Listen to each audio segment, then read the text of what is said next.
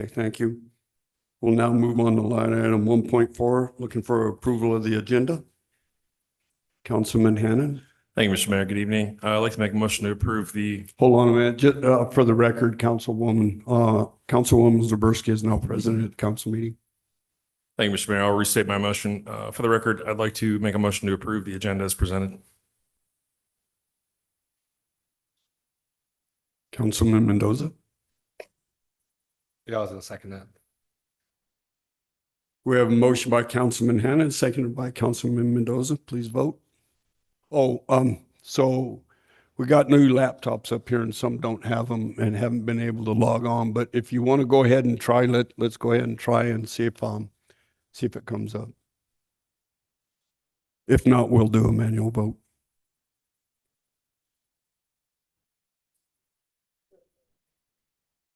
Okay, we'll do a verbal vote. Ward 1, Councilman Hannan. Yes. Ward 2, Councilwoman Zaberski. Yes. Ward 3, Ward 4, Councilman Torres. Yes. Ward 5, Councilman Mendoza. Yes. Motion carries 5-0 or 4-0. Looking for a motion on the consent agenda, Councilman Torres. Move to approve the consent agenda while removing 2.3.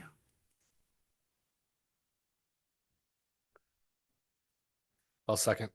We have a motion by Councilman Torres, seconded by Councilman Mendoza to approve the consent agenda, pulling 2.3. Please vote. Oh, it worked. I vote yes. Ward 2, Councilwoman Zaberski. Yes. Ward 4, Councilman Torres. Yes. Ward 5, Councilman Mendoza. Yes. Motion carries 4-0. Now, need to have a motion and a vote on the business licenses, to accept the business licenses. And pulling Fernley Equipment Rentals LLC for a separate vote. Looking for a motion. Mr. Mayor. So moved. I'll second. We have a motion by Councilman Torres, seconded by Councilman Mendoza, and we'll do a manual vote. Yes. Yes. Yes. Yes. Okay, thank you. Now, looking for a motion to approve Fernley Equipment Rentals LLC. Councilman Mendoza. Yes, Mayor. NRS 281A.420 requires me to disclose conflict of interest. The matter before this body affects my personal business that I have with my wife, Fernley Equipment Rentals. I conclude that the independent judgment and reasonable person in my situation will materially be affected by this relationship, and because of this, it's a clear case disqualifying me from a conflict of interest, and I'll be abstaining from this vote. Thank you, sir. Please vote. Or wait, you need to make a motion. I motion to approve the business license. I second.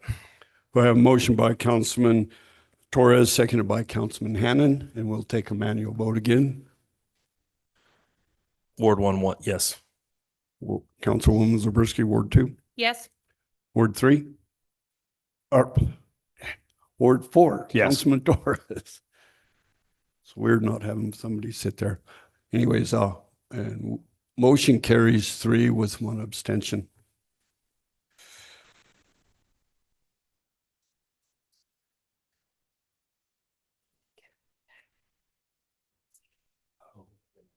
I'm keeping it. Page here. This one looks. Oh,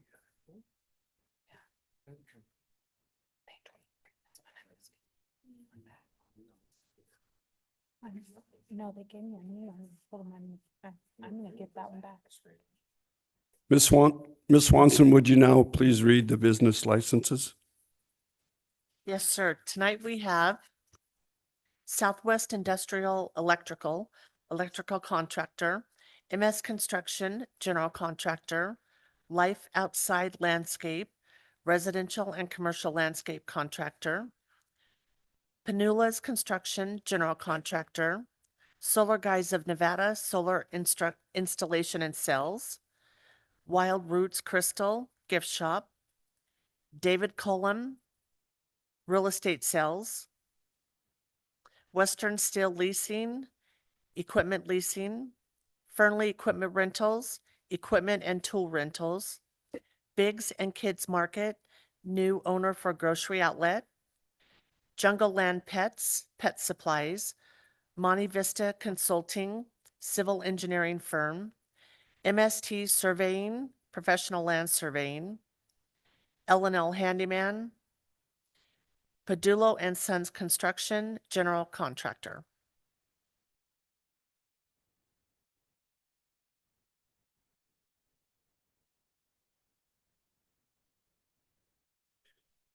Thank you, Ms. Swanson.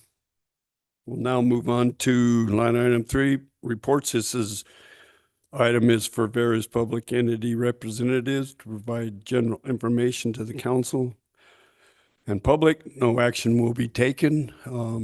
We'll start with Lyon County Sheriff, Chief Deputy Branningham.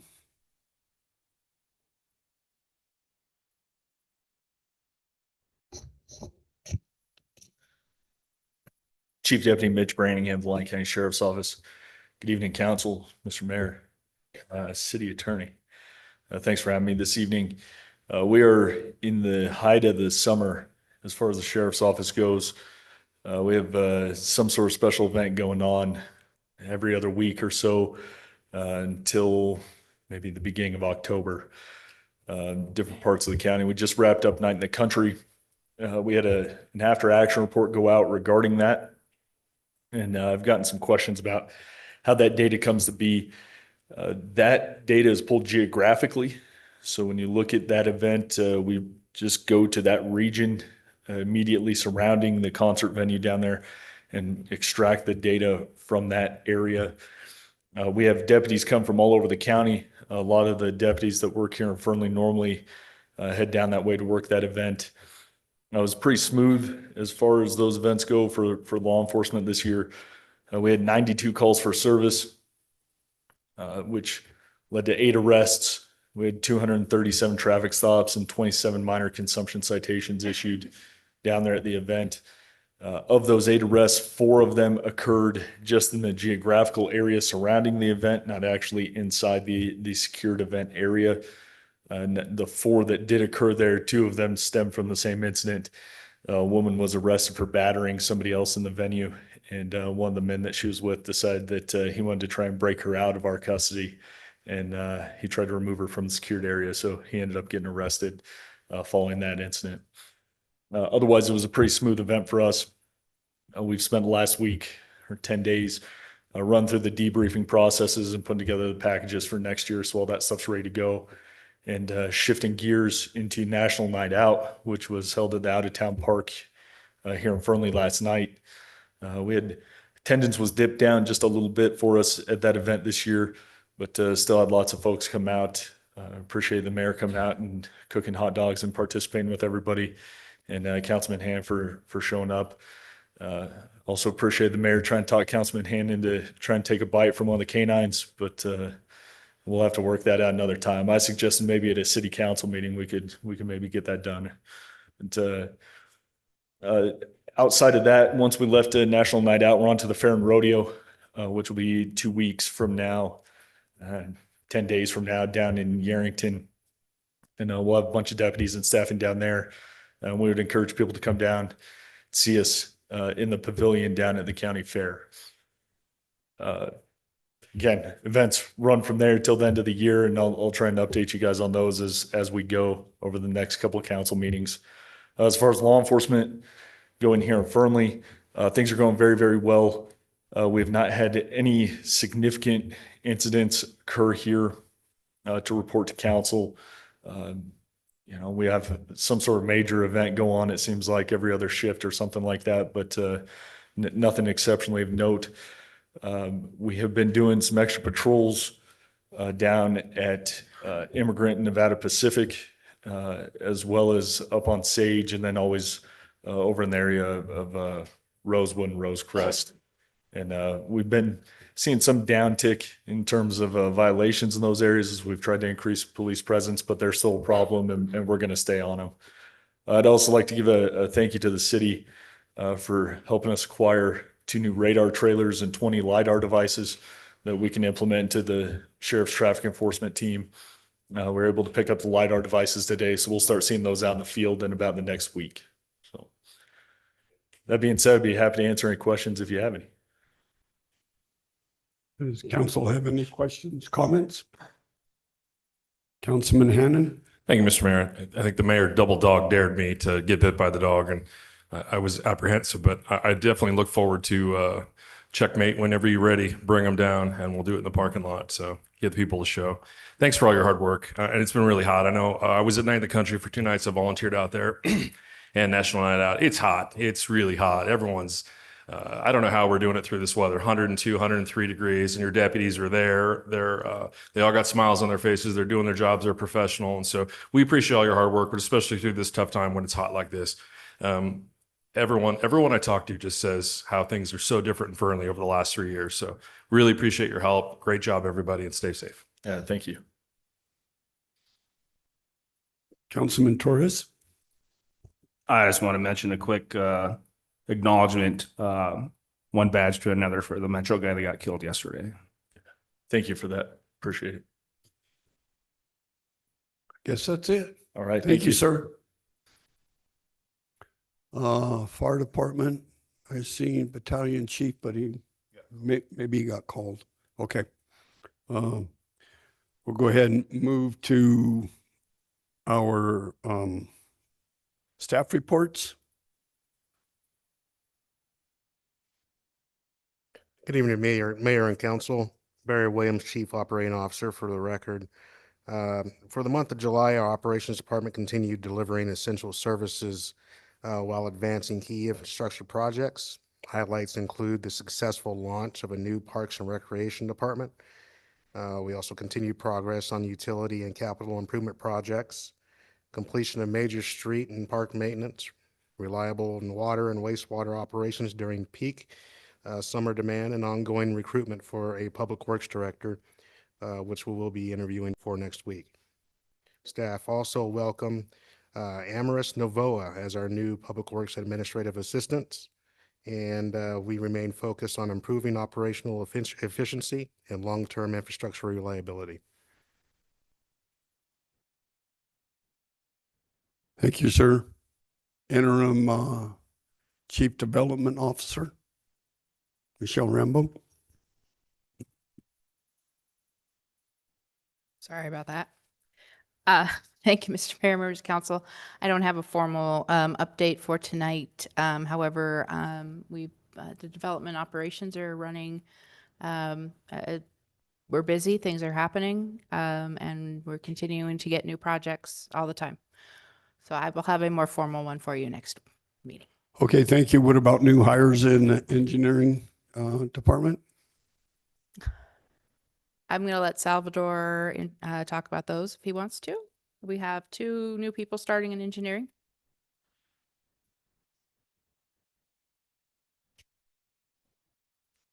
Salvador Pleites, city engineer. Yes, we have senior project manager, Chris Rossetti, starting on the 17th, and same with Clint. Oh, I don't remember his last name, but anyway, he's a junior engineer, associate engineer officially, and he'll also be starting on the 17th. So we're going to be fully staffed and going to get a lot of work done. Okay, thank you. Do we have any other staff reports? Good. Okay, let's go ahead and move on to council. And then, I just have a quick question. Since there's been a change in leadership, who is leading up the efficiency study for the city that was approved a few months ago? And this is to the 2 directors. Michelle Rambo, interim chief development officer. That will be me. We've had one kickoff meeting with them. They are going to be joining us via Zoom for one of our staff meetings tomorrow to get the ball rolling. So we are working on it. Awesome. Thank you. Okay, Councilman Mendoza, go ahead. I've been busy, and I got nothing else to report. Councilman Torres? Thank you, Mr. Mayor. On the 22nd of last month, the Senior Citizen Advisory Committee for Fernley had an ice cream social at the Senior Center. It was very well attended, and we gave out another 30 fans to our seniors. The helicopter pad behind Station 61 is in its final stages, hoping it is done here. We're trying to get a engineer sign off, and that'll be active. And the NAMI Western Nevada Golf Tournament was held at the ranch at Desert Lakes here in Fernley, and we ended up with 2 title sponsors, 80 players, and we're able to raise $15,000 and change to help rural Nevada and mental health services. So thank you very much. Thank you, Councilwoman Zaborski. First, I apologize for being late because I keep getting brave with traffic, and then I'm never shocked. Also, unfortunately, our girls lost at regionals, but it was a great experience outside of 110 degrees. So this temperature, it's not so bad. It's not as bad as Arizona. There's going to be a Fernley softball tournament this weekend at the out of town park, just so that people are aware. They'll probably be pretty packed. So outside of that, nothing else. Thank you. All right, thank you. Councilman Hannan? Thank you, Mr. Mayor. Good evening, everyone. Busy couple weeks. We had an extra weekend there between our last meeting. On the 21st of July, I had a meeting and a tour of the Victory Project. I got a one-on-one tour of the $500 million worth of infrastructure that's being put in. I think is actually in place. Quite the feat, and they're coming along quite nicely. Some of the roads are paved. They're working on hydrants, all sorts of things. So I encourage everyone to follow. I believe they have a Facebook page where they're posting all this stuff, and I would encourage everyone to go and to see what they're doing and what is coming to Fernley. On July 23rd and 24th, I'm a member of Lyon County Search and Rescue. I volunteered at Night in the Country for both days from 9 a.m. to midnight. Great event. Lots of smiles. Just love to see these big events for Lyon County. It's a lot of revenue for the county, the Boys and Girls Club. And we appreciate everyone, the Sheriff's Department, and all the other partners for their help with that. On the 25th, part of my Live Local, Support Local, Great Things Are Happening in Fernley segment, I was able to attend a tour of Hidden Cave. A Hidden Cave is just to the east of us at Grimes Point. This is something that's been on my bucket list for about 9 years. The Churchill County Museum partners with BLM, and they give tours 2 times a month. I encourage everyone to go to the Churchill County Museum website and click on the Hidden Cave icon if they want to go do that. It's a 23,000-year-old cave with artifacts. It's an amazing segment. I also sent pictures to the news, and they did a little segment last week at 6:30 and at 10 o'clock, posting the pictures, and I got a lot of feedback from that. So on the 27th of July, I attended the Rotary in Fernley here. The 29th, I attended 2 meetings, one on the Nevada Pacific Parkway Special Assessment District, which is the district that will repay for the $110 parkway and overpass. This will be all of the industrial area and not any of the residential area. And then following that, I attended a Nevada Pacific Parkway engineering report, which gives an update on the engineering for the parkway, the requirements of NDOT to be able to dedicate the road to NDOT when we're finished. August 1st, I attended the Search and Rescue Quarterly event, which was out in the far southwest region of Lyon County and Mason Valley, that area. That was a great event. On August the 3rd, I also attended another Rotary. And then yesterday, a National Night Out, which was the National Night Out Against Crime. The Sheriff's Department was there. The Fire Department was there. Battleborn Medic was there. They landed their helicopter. Great event. I encourage everyone to follow that and to attend next year if you didn't do it this year. With that being said, I'll yield back to you. Thank you, Mr. Mayor. Thank you. So I attended, in between last meeting and this meeting, I've attended the chamber breakfast. I have attended the new branding for former EDON, now Northern NV now, and also went to their dinner that they had. I also attended the governor's dinner, which was quite interesting. And I just wanted to let everybody know that our recycle day is going to be September 19th from 8 to noon or until all the bins were full. Last year when I held this, the bins were full at 10 o'clock. So if you have batteries, old tires, refrigerators, microwaves, stoves, whatever that you want to get rid of, they take all this and it's for free.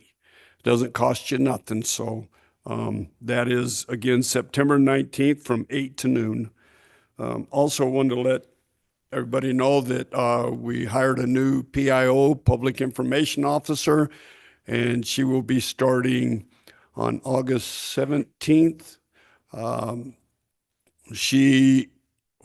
Her formal job, or the job she's in right now, because she gave 2 weeks notice, she was the PIO for up at the University of Nevada sports teams and that, where she's very, very well qualified.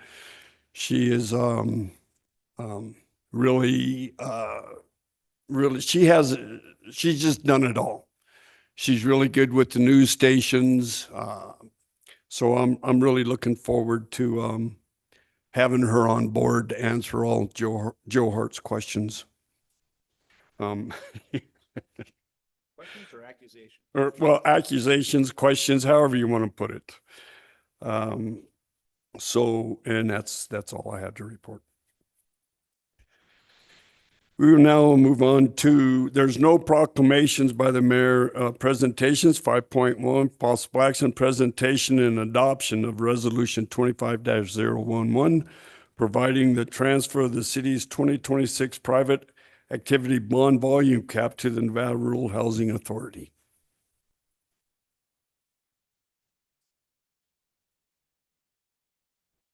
Right.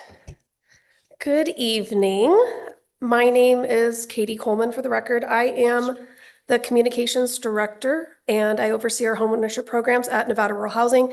And thank you for the opportunity to just visit a little bit today. I know I've spoken to you every summer right around this time about kind of what we're up to at Nevada Rural Housing. Quick, high-level recap of kind of who we are and what we do. We've been around for more than 50 years, and our focus really is to expand housing opportunities across rural Nevada through homeownership, rental assistance, and developing housing. I'm going to speak pretty specifically today about our home ownership opportunities and programs. Today, overall, our impact includes more than 11,000 home buyers we have assisted since 2006, $2.5 billion in mortgage lending, $70 million in down payment assistance. We assist about 1,300 renters annually. That includes 104 renters in Lyon County. We've invested about $180 million in affordable housing development. We have about 850 units developed or preserved with Nevada Rural Housing. We have almost 600 additional units coming on in the next couple of years, which is really exciting. Specific to your community here, since 2006, we have assisted 874 home buyers with our programs to the tune of $189 million in mortgages. That was paired with $5 million in assistance. And we are so appreciative of the city's transfer of the private activity bond cap to the tune of $16.8 million. And truly, your sponsorship and partnership really makes this possible. Just as a quick reminder, private activity bond cap is not funding from a local budget. It's federal allocation that can be used to expand things like affordable home ownership opportunities. And by transferring the unused cap, you're really helping those working Nevadans, rural Nevadans specifically, to get into home ownership. And today, the bond cap is exclusively used to support our Launchpad homeownership program. And that program provides below market interest rates, down payment assistance, and again, to go to those working families who would not get into home ownership without these programs. Just over the last year, I like to get really specific. We've assisted 7 home buyers in Fernley and provided $2.4 million in mortgages. Beyond the financing, we work with local realtors, lenders, employers, partners, anyone who wants to help us get these programs into the hands of rural Nevadans. We will work with you in terms of statewide marketing outreach. We want everyone to know about this. And speaking of needing to know something, we have another program called Rural Rocks, and it is now available to all qualifying home buyers throughout rural Nevada. And it's more accessible than ever. Originally, the program was designed to serve borrowers in just four categories of employment: education, healthcare, public safety, and construction. Today, as of about 2 weeks ago, it's available to all qualifying borrowers, regardless of their employment type. So the program's called Rural Rocks 20K, and the 20K is noting the $20,000 available for assistance through this program. So I really encourage everyone to take a look at it. Not only take a look at it, but I'd like to leave these QR codes with staff. They have information and QR codes to our rental assistance kind of side of the house, and then our home ownership programs. Get the details about all of the qualifications and links to our providing lenders who can get you hooked up with the program. Put these in your purse, your wallet, be someone's hero at a coffee date. Get people into these programs because they're ready and available. Again, thank you so much for the continued partnership. The city of Fernley has really helped make sure these things continue to help people get into homeownership. Happy to answer any questions. Councilman Torres. I don't have any questions. I was going to make a motion if there's no questions. I have a question. Councilwoman Zaborski, go ahead with your question. Good job. We should have timed you because that was pretty good. Oh. Sometimes I wish more presentations went like that, but I was trying to like grab everything you're saying. So if we've helped, you said 8, we'll say 8, we'll just round up to 900 residents in Fernley in the last 20 years. So we're averaging like 45 residents a year, or is there a lot more some years? I would be really interested to see some of the charts or where it's coming up and coming down as far as the help that you guys are getting. Absolutely, and I'd be happy to follow up with that information. It definitely ebbs and flows. A lot of it has to do with the market. In 2021, we were offering 2% interest rates. A lot of us remember the good old days that probably are never going to come back again, as we all have understood. And as those rates went up, and pretty quickly, pretty significantly, our numbers in terms of volume and those we're able to assist have gone down. We aim to provide the best rates possible, below market if possible, and they do kind of go with the overall market trends. So there have been years that we've helped 100 people here. Yeah. And there's been years that we've helped a dozen. So it just really depends on not only the rates, but home prices as well. Okay. Yeah. I would love some QR codes. Also, I just had, oh my gosh, I might have forgotten it. Oh, did you say it's called Rural Rocks? Like rock on or Rural like rocks, like rock and roll, Okay. and rocks. Okay. We like rocks Okay. in rural Nevada. So Great. but rural rocks, yeah, Awesome. 20K. Yep. Thank you so much. You're welcome. Thank you. No other questions? Go ahead, Councilman Torres. First off, thank you for being here in the presentation. All your work, please say hi to Bill for me. I move to approve Resolution 26-020, providing for the transfer of the city's 2026 private activity bond volume cap to the Nevada Rural Housing Authority. Second. We have a motion by Councilman Torres, seconded by Councilman Hannan. Do we still have to do a manual vote?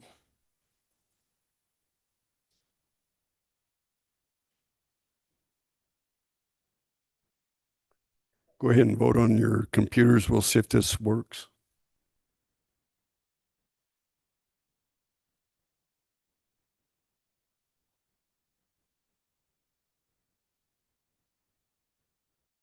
Motion carries 4-0. Thank you so much. Thank you so much. Now move on to line item 5.2, presentation and discussion regarding the city's quarter financial report. Mr. Carson.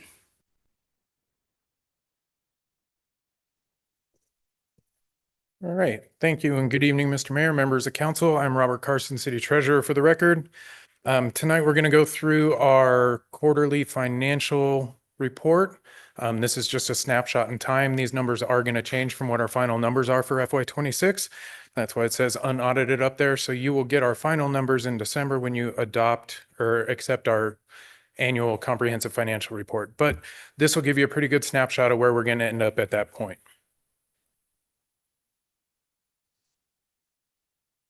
Did I hit the wrong button? Yep. So our first slide is our cash and investment breakdown, and it's got a 3-year comparison. So you have FY24, 25, and 26. As you can see, our total off to the far right in that bar chart, our cash totals have remained, our cash and investment totals have remained fairly consistent, even going up a little bit in FY26. So we're in a really good spot from a cash and investment standpoint.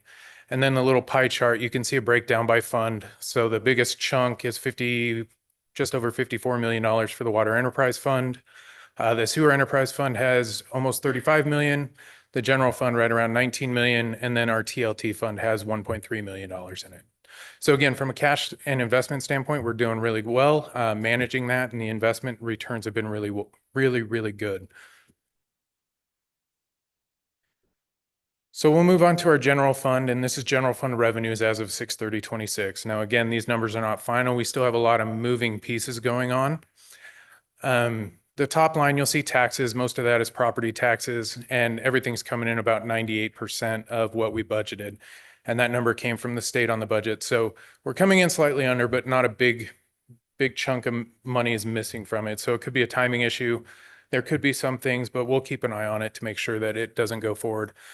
The biggest chunk in there is the licenses and permits. I can tell you that amount will go up with franchise fees that we have to accrue back to June 30th. They just hadn't been all the way received yet. So when we get those, when we get those finalized, we'll get those accrued back to June 30th, then that number will go up.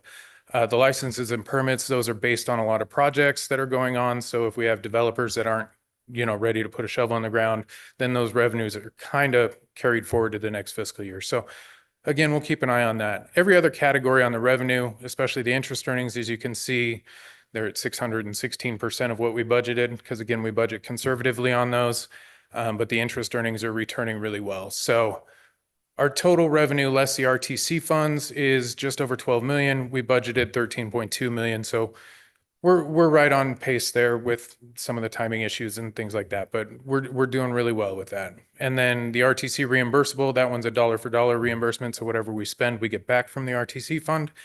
And those projects take a little while to get off the ground. So next year, that number will be a lot higher. Any questions on the revenue? Sorry, before we go on. Mr. Mayor, Councilman Hannan? I have what may be a silly question. So I was alerted of an event where a house hadn't paid their taxes in 2 or 3 years, and the county was getting ready to lien the house and do a sale. So do you track what percentage of the taxes are delinquent more than a year or two? Do we calculate that in? I mean, or do we account for that? And when we get paid, what happens? Do we get all the late fees? Who gets? We do get delinquent taxes. Again, it's a county function on that for collecting and tracking. Right. We have numbers broken down on how far out, delinquents are. Normally it's 1 year to 2 years where the biggest chunk is. Anything farther than that, it's such a minute amount that it really doesn't impact this number. So we do keep an eye on it. Okay, thank you. Yep. And then one other thing I wanted to add in there that I skipped over, and I apologize, is the indirect costs. So that's almost $1 million in revenue there. We haven't booked that yet because those numbers are based on final expenditures in certain departments that we have. So until those numbers are final, we can't actually calculate that indirect cost. So there will be even more money added to the revenues when we get to that point. Yeah. So this is the general fund expenditures by category as of 6/30/26.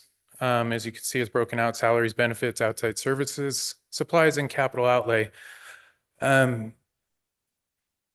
Our salaries and benefits account for just about 50% of our expenditures in the general fund, which is good because that's going up. So our outside services used to be roughly 40%. Those are going down to about 30%. So as we've hired more people and been able to do more things in-house, those outside services have gone down, and we've been able to do more in-house, which is a good thing.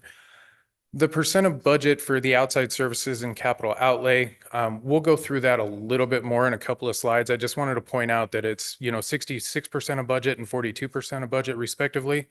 And there's a very good reason for that. So you'll see we had budgeted $17 million and we've hit $12 million. So then the other point the other part to highlight on this is that net change in fund balance line. What we budgeted was a $4.6 million deficit, and we had a lot of one-time expenditures that we were going to do with master plans and capital outlays and things like that. And it was a very calculated drawdown that we were planning on doing. Well, the estimated actual right now is actually $57,000 positive. So it's a $4.5 million swing. And the reason for that is a lot of the projects that we had budgeted are going to carry over to the next year. So we talked about this a lot during the FY27 budget process. We're going to carry over funds for those master plan items that we had in this year, or in FY26, excuse me, and they're going to occur in FY27. So we've accounted for them in both years, but that's why there's a $4.5 million swing on this one. So I just wanted to make sure everybody was on the same page with that. Do we have any questions before we go to the department breakdown? Sweet. So again, these are the same numbers on the expenditure side. It's just broken down by department. Everybody's within budget. The only outlier is fleet. Came in just slightly higher than what we budgeted, more maintenance, more things like that on the vehicles that we have. So came in slightly higher, but nothing to be concerned about anywhere. Expenditures, the total expenditures are about 70% of what we budgeted. And again, we'll see exactly what made up most of that on the next slide. So this is what breaks down with the outside services in the top box. So we had a lot of master plans that we were doing. So we had a facility service or a facilities master plan that we were going to do, and that would have gone in engineering. We spent $15,000 out of that line item. We had $160,000 budgeted. Streets and storm drains, same thing. We had corridor studies, those types of things where we budgeted a little high, but we were being reimbursed from MnDOT. So we had $650,000 budgeted. We spent $244,000. Planning, this is the big one. So we had $1.2 million budgeted. We spent about 457. The remainder of that does carry over into FY27. So we have the funds available to finish all those projects in there. And then the capital outlay, there's a bigger piece in there. So we set aside $1 million to finish up the CRRC because it carried over just a little bit and we were waiting for the final invoices. We ended up spending $340,000 to finish that building up. Everything's complete. Boys and Girls Club, very happy with it. Streets, we had the Farm District Road bike path and flashing solar signals, I believe. We had $540,000 budgeted. We spent $140,000 out of it. And then in-town park improvements, we had $920,000 budgeted, and we only ended up spending about $20,000 of it. So you can see that's $3.3 million of that $4.5 million swing. The rest of it is minor projects, savings with salaries and vacancies and things like that. So I just wanted to point out that those are the big things that made up, and we know what makes up that big $4.5 million swing in this year. I just want, sorry. Councilwoman Zabriskie. So is it just the planning budget that's rolling over, or all of these savings are actually still rolling into these projects? Not all of them, no. For the outside services, so the master plans and things like that, those are rolling over into FY27. The CRRC is done, so those savings just go back into the fund balance. The streets and the parks, those ones are still there, and so those ones are rolling over. So it just depends project by project. Okay. I just want to make sure that if we spent 20,000, but we budgeted 950,000, I'm like, whoa, what kind of projects did we think we were going to have over there? So, engineering is not rolling over. Streets and storm drains are rolling over, or no, that's completed.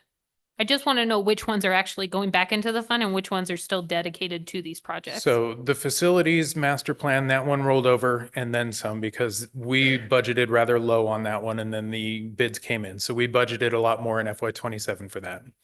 The streets and storm drains, those corridor studies are finished. So there wasn't anything that rolled over. Plannings rolled over 900,000, I believe, of which we'll probably need $750,000 of it, but we were just guessing at that point in time. The CRRC, that's not rolling over because that's done. The streets, the bike path and things like that, those are rolling over. And then the in-town parks, those rolled over as well. Okay, thank you so much. Mhm.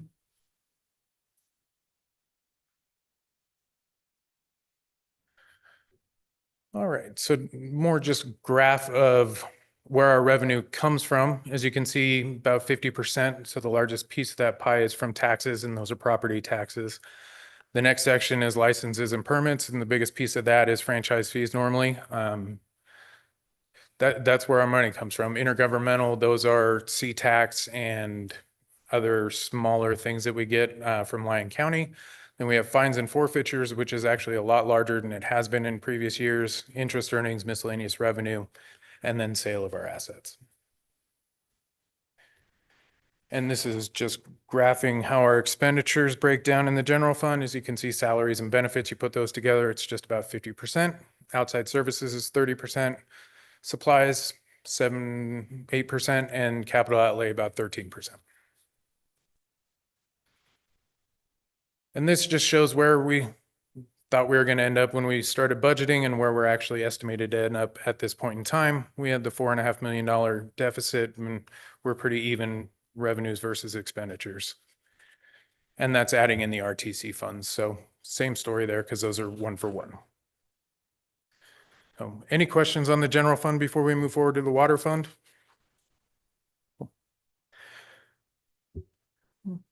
All right, so our water enterprise fund. This one's a little different because there's a lot of things that don't get posted until the very end. So you'll see little notes that the capital asset depreciation has not been posted because we have to calculate that. Pension and OPEB adjustments don't get posted until we get our actuary reports, which takes a little bit of time, normally about September, October. But you can see our total revenues, we had budgeted $13.8 million, and as of right now, we have $15.8 million in revenue. The expense side, we had $13.6 million budgeted. We're at 7.8, but those are going to go up as we get these other things posted. So as of right now, it's an $8 million increase. Expect that to go down a few $1,000,000, but until we know what those adjustments are, especially from the actuary, we can't really estimate where they're at. And then just a graphical representation of what we just talked about. Is there any questions on the water fund before we move to the sewer fund? Sorry, I know that was kind of quick. Not a whole lot to talk about at that. So. All right, so the sewer enterprise fund, it runs very similar to the water enterprise fund, same limitations on things waiting to post. So we had $6.8 million in revenue. We ended up with $8.75 million in revenue. So the revenue is coming in higher than we budget. And then on the expense side, we have $6.3 million budgeted, but we're at 3.4, which again will go up as we get these adjustments in. And then just a graphical representation, and that's all the information I have to share. I just want to let you know that we're in a really good spot. We have everything accounted for that we need to going into FY27, and I think FY26 is going to end up even better than what we just showed, especially in the general fund. So I think we're still in a very, very healthy place, and I'd be happy to answer any questions. Any questions from council? All right, thank you for the presentation. Thank you.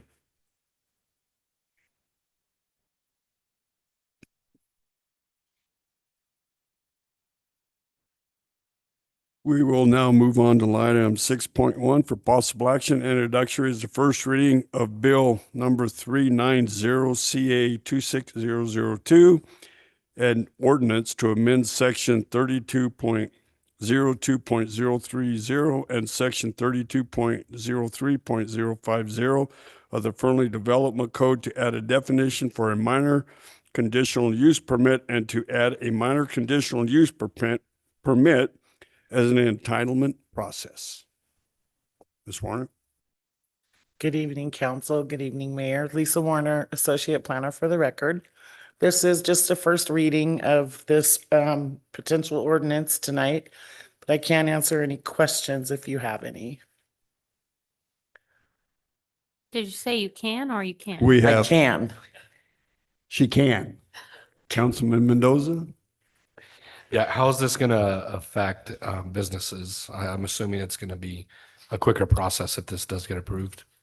The purpose of this code amendment is to allow people like small business owners to go into buildings that are already existing. We can use this process, entitlement process, for projects where there is no development, no building, no construction. Without those elements, engineering doesn't have to be part of the review process. So that way they can save on fees.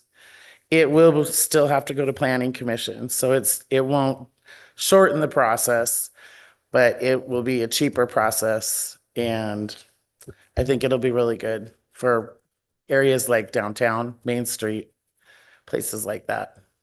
Awesome. Thank you. Councilwoman Zaborski? My question was just more about the appeal process and how that works, since it looks like planning commission or a planning director can be the final review for the permit.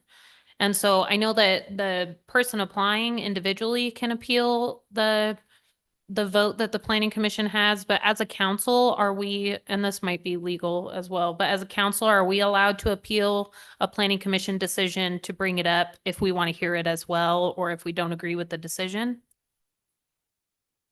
I'll defer that to Michelle. Michelle Rambo, Interim Chief Development Officer for the record. The appeal process for this CUP will be the same as a regular CUP, which does allow you as a council to basically appeal and have something heard at council. Okay. I'm also starting to have a really hard time with the words may or shall that are everywhere in our codes. And so I don't know if somebody can give me like a full understanding of may or shall, but it's very maybe. And I am just having a hard time when we're amending all of these codes where it's administrator may do that or where they shall. And so can you give me any kind of feedback on that? Absolutely. So in legal terms, may is discretionary. It means that they have a choice and can choose to do any of the available options. Shall is a mandate. So if there's a shall, that means you're instructing the planning or whoever is in charge of making that decision that they have to make a certain decision. Thank you very Or much. shall not, which means they cannot make a decision. Okay, thank you. Thank you very much. Sorry, I know that was complicated. Any other questions? All right, thank you. Don't see any. Thank you. We'll now move on to line item 7.1, discussion possible action on resolution 20-015, a resolution of the city of Fernley to affirm that the city council will not negotiate water right dedications for new development.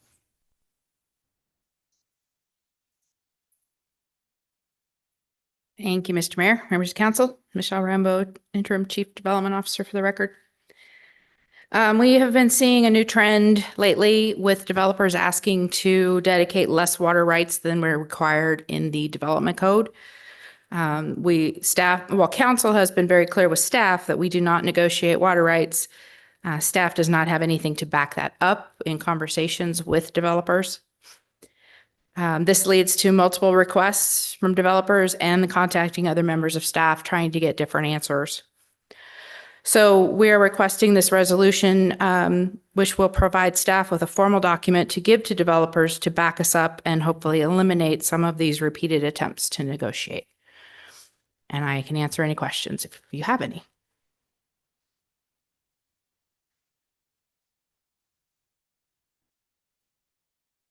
Oh, Councilman Hannan. I have no questions. I'm prepared to make a motion.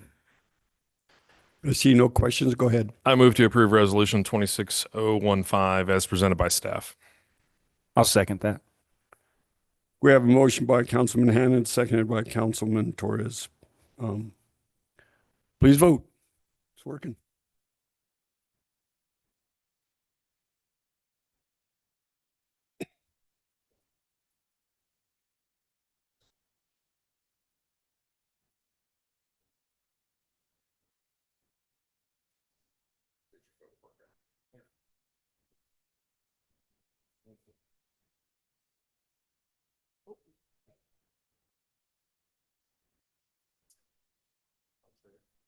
You okay, Joe?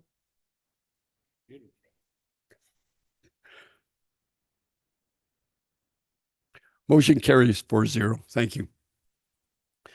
Now I move on to line item 7.2, adopt a resolution to submit a grant application to the EDA for the East Wastewater Treatment Plant project design and committed up to 20 to 40% cost match. Councilman Torres? Oh, go ahead. Good evening, Mayor and Council. Ozzie Hinkie, Utilities Director for the record. Staff is seeking City Council approval to submit a grant application to the Economic Development Administration, or EDA, for the design of the East Wastewater Treatment Plant via Resolution 26-022. In August of 2025, Council approved the project preliminary engineering report, or PER, as directed staff to pursue federal and state funding for the project. The PER outlined the need for phased upgrades to ready the city for projected growth and to mitigate future NDEP compliance risks.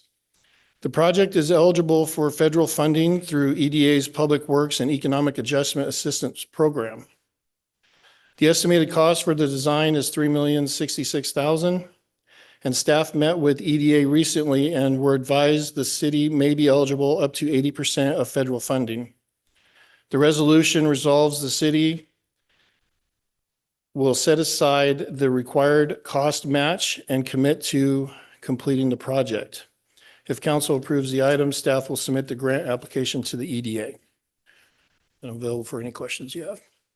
Councilman Torres? I don't have any questions. I'm going to make a motion. First off, thank you and all of staff. This has been a 6-year process just to get here, including WDD and EDA. And yes, this is kind of my baby. So excited about a sewage treatment plant. I know it's kind of weird. I move to adopt a resolution authorizing the submission of a grant application to the U.S. Economic Development Administration for the East Wastewater Treatment Plant project design. I'm committing the city to provide a local cost match in the range of 20% to 40%. Second. We have a motion by Councilman Torres, seconded by Councilman Hannan. Please vote.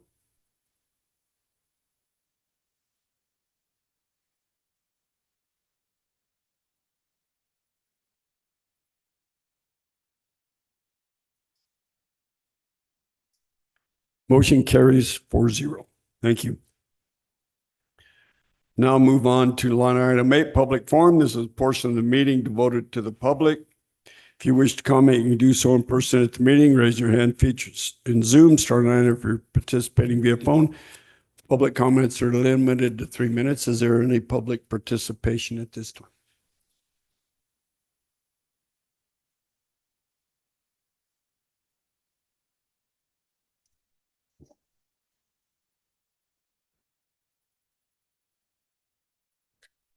Tammy Dittman for the record again.